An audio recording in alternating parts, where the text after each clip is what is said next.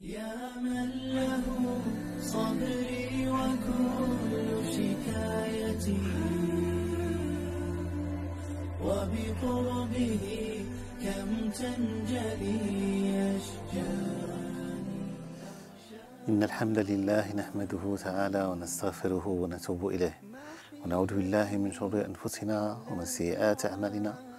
من يهد الله فلا مضل له ومن يضلل فلا هادي له، وأشهد أن لا إله إلا الله وحده لا شريك له، وأشهد أن سيدنا وحبيبنا محمدا عبده ورسوله ومصطفاه من خلقه وخليله، البشير النذير الداعي إلى الله بإذنه والسراج المنير. اللهم صل وسلم وبارك على سيدنا محمد بن عبد الله القائم بحق الله، ما ضاق أمر إلا فرجه الله. Chers frères, chères sœurs, salam alaikum wa rahmatullah. Dans ce vendredi, Inch'Allah ta'ala, nous allons parler d'un sujet hautement important, un sujet primordial dans la cohésion, dans la vie de la communauté musulmane. Dans la vie du musulman, il y a un certain nombre de valeurs qui sont prioritaires. Et la valeur autour de laquelle nous allons discuter aujourd'hui, c'est la cohésion, la réconciliation en islam, la cohésion de la communauté. Vous savez, le messager sallallahu alayhi wa sallam, lorsqu'il a effectué l'exode de la Mecque vers Médine, lorsqu'il a reçu l'ordre d'Allah subhanahu wa ta'ala d'effectuer cette immigration de la Mecque vers Médine, en arrivant à Médine, le messager sallallahu alayhi wa sallam a fait 3 actes majeurs, fondamentaux, primordiaux pour justement la cohésion de la communauté. Le premier acte, c'est qu'il a fraternisé entre ceux qui ont fait exode et ceux qui ont fait accueil, al-muhajirin ou al-ansar. Cette valeur est importante. C'est le socle d'une société. Une société fraternelle, solidaire, homogène, où règne la compassion, la miséricorde, l'entraide. Ce sont les maîtres mots. Donc il y avait un pacte de fraternité entre les croyants. Deuxième acte, c'est que le prophète a construit la mosquée. Endroit où il faut renforcer, consolider, vivre, promouvoir ces valeurs-là, de cohésion, de fraternité, d'amour en Dieu. Et puis le troisième acte, c'est que le messager sallallahu alayhi wa sallam a écrit la constitution de Médine. Ce sont des articles qui vont régler, qui vont organiser la vie en société, la vie du musulman parmi les hommes. Vous savez, Médine, il y avait d'autres confessions religieuses, il y avait d'autres personnes qui n'ont pas embrassé l'islam. Il fallait régler les relations qui vont régner entre musulmans et non-musulmans. À titre d'exemple, par exemple, vous trouvez que le premier article de cette constitution, ce que le messager sallallahu a écrit, premier article, que les habitants de Médine, les habitants de la cité de Médine, appartiennent tous à la cité.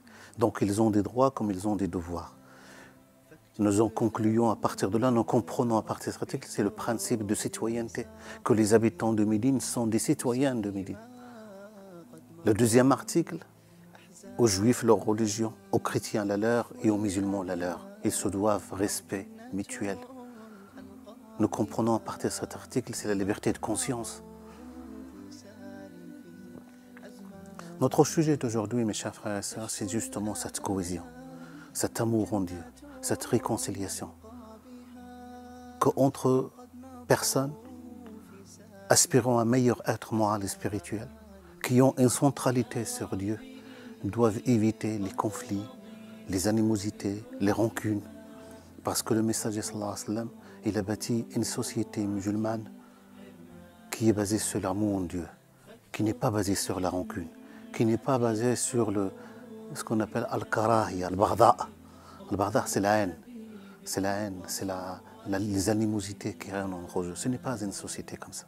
Dans le hadith authentique rapporté par le Bukhari et Muslim, selon Nu'man ibn Bashir, le messager sallallahu alayhi wa sallam disait: les mages de la miséricorde, de la cohésion, de l'homogénéité qui règne entre les croyants font d'eux un seul corps.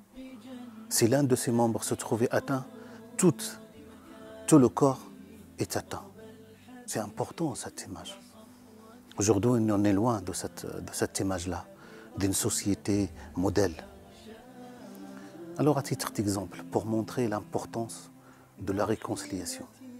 Vous savez, la semaine dernière, il y a quelques semaines, dans des Jumu'ah, nous avons parlé de la relation dans le couple.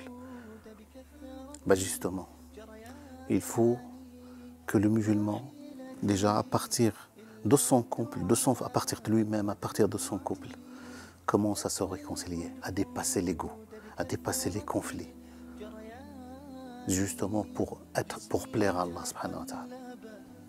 Nous avons dans le hadith authentique, rapporté par l'imam Ahmed, selon Anas, que le messager sallallahu alayhi wa sallam était avec les compagnons. Le messager sallallahu alayhi wa sallam souriait souvent, mais là, il a rié à plein dents, sallallahu alayhi wa sallam. Et Omar ibn Khattab lui a posé la question, c'est quoi qui a fait rire le messager sallallahu alayhi wa sallam? Et le messager il a dit, je rigolais d'une situation qui se passe devant Dieu subhanahu wa ta'ala. Deux adorateurs, deux personnes s'agenouillent devant Dieu. Et nous tous, le jour du jugement dernier, on sera ainsi. On va se présenter devant Dieu, on va s'agenouiller devant Dieu et on devra rendre compte de nos actes. Et l'un de ces deux personnes, de ces deux fidèles, dit, Seigneur, mon frère a commis une injustice envers moi. Il faut qu'il me la répare. Vous savez, devant Dieu, Allah subhanahu wa ta'ala, c'est la justice suprême. Il a dit, que ferais-tu de ton frère alors qu'il ne reste rien de ses bonnes actions? C'est aussi un moment important que nous devons méditer. Auprès de Dieu, au final, il y a cette rencontre avec Allah, il y a ce rendez-vous inéluctable. Et que la devise, à ce moment-là, ce sont les bonnes et les mauvaises actions. Vous allez devoir réparer les torts en donnant de vos bonnes actions. Si vous n'en avez pas, vous allez récupérer des mauvaises actions des autres. Il a dit, que ferais-tu de ton frère? Il ne reste rien de ses bonnes actions. Il a dit, Seigneur, alors quel malaise qu'il prend, en faisant signe à son dos, le messager sallallahu alayhi wa sallam, quel malaise qu'il prend alors de mes mauvaises actions. Et là, le messager, il dit aux compagnons, c'était un moment important, il lui dit, ce jour-là, c'est un jour difficile, où chaque personne, quelle qu'il soit, souhaite de tout cœur de se débarrasser de ses fardeaux, de ses mauvaises actions qu'il porte sur le dos. Et Allah, subhanahu wa ta'ala, par sa miséricorde, a ouvert une fenêtre du paradis, où il y avait des grâces et des octrois d'Allah, subhanahu wa ta'ala, que l'œil ou la personne est incapable de décrire. Et la personne, il a dit, Seigneur Dieu, quel messager mérite cette récompense? Quel véridique, quel élu de Dieu mérite cette récompense? Quel ami intime d'Allah mérite ça? Et Allah lui a dit, pour celui qui en possède le prix. Il a dit, qui le possède? Toi. En faisant quoi? En te réconciliant avec ton frère, en dépassant les conflits, en pardonnant. Et là, le message de sallallahu alayhi wa sallam, c'était le verset de Surat Al-Anfal. Il a dit, ittaqullaha wa aslihu dhata bainikum. Craignez Dieu et réconciliez-vous. Parce que Dieu réconcilie entre les fidèles le jour du jugement dernier. À l'image des enseignements des messagers sallallahu alayhi wa sallam, à l'image de ces valeurs-là, nous devons nous réformer nos êtres et réformer la communauté musulmane en perte de repères. Qu'Allah subhanahu wa ta'ala nous permette d'y arriver. Wassalamu alaikum wa rahmatullah. يا رب إني قد رضيت بكل ما قد ذقته من لوعة الحرمان فاكتب بجنات الخلود